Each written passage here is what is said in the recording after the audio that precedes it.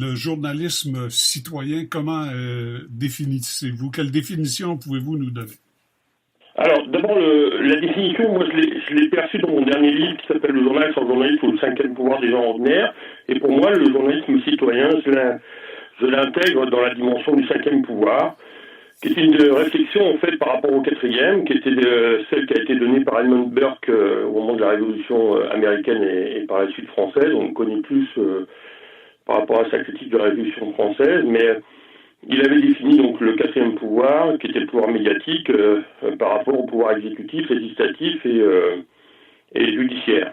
Donc c'est important de resituer ça avant de continuer la réflexion sur le journalisme citoyen. Donc parce que il faut savoir que d'abord le journalisme est pas né tout de suite, c'est-à-dire que quand on a une culture historique, ce qui manque beaucoup à la plupart des spécialistes de la presse, des journalistes, ils n'ont pas d'histoire dans la tête du métier. Il faut savoir que c'était un peu monsieur et madame tout le monde qui faisait du journalisme à l'époque. C'était bien sûr ancré sur ceux qui savaient lire et écrire. On y retrouvait beaucoup de nobles défroqués, comme on l'appelait, c'est-à-dire des gens qui n'avaient plus de fortune, parce qu'on considérait à l'époque que l'écriture n'était pas un travail et que la noblesse, comme vous le savez, méprisait beaucoup le travail. Et en particulier, on retrouvait peu de gens qui savaient lire et écrire. Mais on a vu que le statut des premiers journalistes, en fait, était aléatoire et qu'en fait, on les appelait les chiens de garde de la liberté parce qu'on les méprisait. Enfin, et c'était le lieu aussi de malversation, de chantage, etc. Donc, c'était très difficile. Les débuts du journalisme, d'ailleurs, on les appelait les publicistes, les gens qui rendent ceux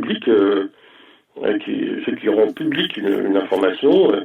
Donc c'était vraiment monsieur et madame tout le monde. Ce n'est que petit à petit que les écoles de journalisme sont apparues, donc fin 19e, que le syndicalisme s'est développé au 20e siècle, et qu'on a formalisé un peu ce métier, et que c'est devenu le journalisme. Donc il y a eu une crispation corporatiste depuis les années, enfin, on va dire après la Deuxième Guerre mondiale. Et en fait, paradoxalement, la révolution numérique et celle de l'intelligence artificielle aujourd'hui fait exploser tous ces carcans.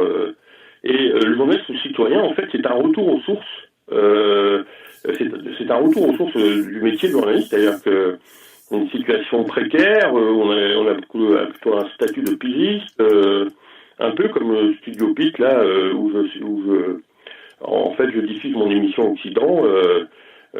Voilà, c'était un milieu où en fait, on est en train de préparer l'avenir de la presse. Et donc, pour moi, le journalisme citoyen n'est pas négatif en tant que tel. Et je me suis beaucoup inspiré de George Orwell. C'est pour ça que j'ai appelé le cinquième pouvoir des gens ordinaires. Parce qu'en fait, le phénomène technologique, si vous voulez, nous a permis de développer nos propres médias. Oui, exactement. Aujourd'hui, avec un ordinateur et un téléphone, n'importe qui peut devenir journaliste. Voilà, tout à fait. C'est-à-dire qu'il y a un phénomène d'appropriation technologique qui nous permet non plus d'être dans un système hiérarchique, on émet et on diffuse, et puis bon, vous avez les émetteurs et les récepteurs, et puis avant vous aviez ce qu'on appelle le courrier des lecteurs pour réagir, mais c'était très limité. Donc depuis l'apparition dans les années 80-90 de l'ordinateur, mais aussi surtout d'Internet, bien sûr, après c'est branché sur Internet l'ordinateur personnel, ce que j'appelle moi la galaxie Steve Jobs. Et ensuite, en fait, petit à petit, on a vu une sorte d'interaction se développer, alors le web de première génération, deuxième génération, etc. Et permettre à n'importe quel individu de créer son propre média et devenir donc ce qu'on appelle journaliste citoyen. Donc, mais il fallait resituer un peu l'historique parce que, si vous voulez, en fait, c'est un retour aux sources. Quand on voit Benjamin Franklin, qui a créé le premier journal aux États-Unis, à Philadelphie, ou alors... moi, j'ai fait ma thèse sur le fondateur de la presse moderne, Marinoni, au XIXe siècle, et l'inventeur de la rotative qui a permis l'émergence des médias de masse, mais Théophraste Renaudot, etc., on voit bien, c'est pas des journalistes, c'est des gens qui apprennent sur le terrain. D'ailleurs, Théophraste Renaudot était plutôt médecin, vous voyez. Mais dès le départ se posent des problèmes de ressources, c'est-à-dire comment avoir des ressources. Donc là, par exemple, Studio Pic fonctionne beaucoup avec des dons, s'autofinance, alors que, la presse aujourd'hui du quatrième pouvoir est très subventionnée. On a vu... le gouvernement fédéral et le gouvernement provincial donner des millions de dollars, même voir des journalistes, enfin toute la corporation, alors que depuis 300 ans, on s'est toujours battu pour l'indépendance de la presse vis-à-vis du pouvoir politique, mais aussi du pouvoir de l'État et en particulier le monopole privé. Donc c'était assuré par la concurrence qui permettait donc d'avoir plusieurs annonceurs, plusieurs de différentes obédiences, de différentes voilà. Donc la liberté démocratique assurait le pluralisme, si vous voulez, par la concurrence. Mais là, on a aujourd'hui, c'est le citoyen qui peut qui a grand accès, qui a une plus grande démocratisation de l'information. Est-ce que c'est le journalisme citoyen, c'est pas aussi un bon moyen de combattre les fausses nouvelles, les fake news? Écoutez, le problème de la subvention, c'était ce que je voulais vous amener à réfléchir avec moi, c'est-à-dire que le problème, c'est en fait d'avoir des médias qui existent sans téléspectateurs, sans lecteurs, puisque c'est pas l'importance de l'abonnement ou l'argent donc des lecteurs qui va jouer un rôle. Donc ça joue sur la qualité de l'information.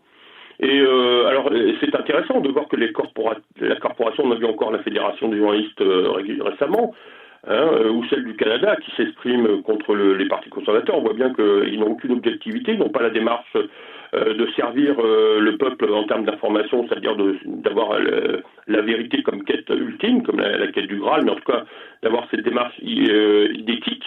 Eh bien, le phénomène de citoyen, enfin journaliste citoyen, fait que s'il a la même éthique, parce que ce qui est commun aux journalistes citoyens ou aux journalistes dits avec sa carte de presse, c'est qu'ils sont tous les deux des citoyens.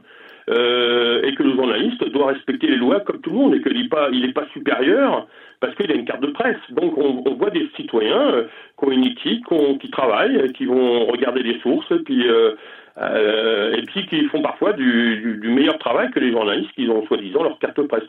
Alors c'est ça. Donc on voit bien que l'intervention de l'État mine la crédibilité des médias. Donc le journaliste citoyen, peut-être parfois, mais je compléterai mon réflexion. Oui, ça peut lutter contre les fake news, mais en même temps, ce qui est important à relever, c'est qu'il faut valoriser la liberté, le pluralisme et la diversité entre les médias du quatrième pouvoir, les médias du cinquième, et c'est cette concurrence-là qui fait qu'on va mieux lutter contre les fake news. Vous voyez ce que je veux dire? C'est-à-dire que dans le pluralisme, le conflit et l'opposition, c'est-à-dire que, par exemple, sur Internet, sur fake news, sur Facebook, on va avoir une rumeur qui va se développer, il va falloir vérifier la rumeur. Est-ce que c'est une vraie information ou est-ce que c'est mauvais?